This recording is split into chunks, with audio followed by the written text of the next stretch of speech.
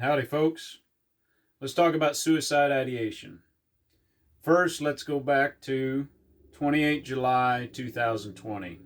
It's important that we talk about this. The suicide thoughts are getting old. They are coming more frequently over the last several months. Just friggin' annoying. And I mean that. Painfully annoying. If you are new to my pontificating about mental health, suicidal thoughts are nothing new to me. I take them seriously, but I refuse to live in fear of them. My love goes out to those who struggle with mental health issues and sevenfold love during this current craziness. Remember, that was in the middle of the pandemic and a lockdown. For real, folks, check on everyone. We're all getting used to online this and that. Use that technology to do some buddy checks. Y'all say reach out and call me anytime and such. No.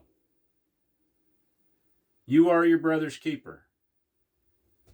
And the kids. God save the kids. Check on the kids. It's important that we talk about this. Obvious to me, looking back on this post, that I was in a fair bit of mental distress at the time. So real quick, kids are resilient. And I'm not dismissing the care we should take with kids.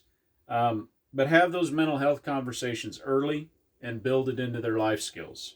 They're in learning mode, so help them learn how to do this well. My kids are doing great post-pandemic. And I still talk to them about mental health stuff, and they seem to soak it up far better than I do, far quicker. So suicide ideation. I respect the sincerity of suicidal thoughts. They're not a joke. But I'm also honest with myself about them. And I, at present, break them down into two categories. At least this is what happens for me. Persistent suicide thoughts or fleeting suicide thoughts. The fleeting ones. I have the thought of committing suicide probably once a day, maybe a little, like 1.1 on average if you averaged all the days through the year or something like that. But it's very common. So the fleeting ones, I purposefully dismiss them. Like, no, get out of my house. Not casually, purposefully. Then I continue with my day or my activities as planned, and I verbalize something about my mental state, be it to my wife, tell her that I had a suicidal thought walking up the sidewalk to the house, or I call a friend or text or message, or I'll even post about it on social media if I'm having a little bit of a down day or something, ask for some prayers or for some thoughts, or and that's my page or in some of the mental health groups I belong to. But somehow I get it out there, and that takes the scariness away from it, takes all the bite out of it. Now, persistent suicidal thoughts, the ones that will not go away because of an episode of psychosis or a trigger or whatever might be happening. I implement my plans.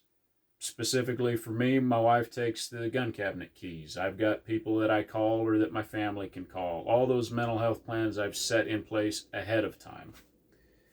And I change course. Whatever it is I'm doing, obviously something is wrong, something has happened, so I need to evaluate that and change what I'm doing to get out of this. Try to get out of the storm before it hits fully.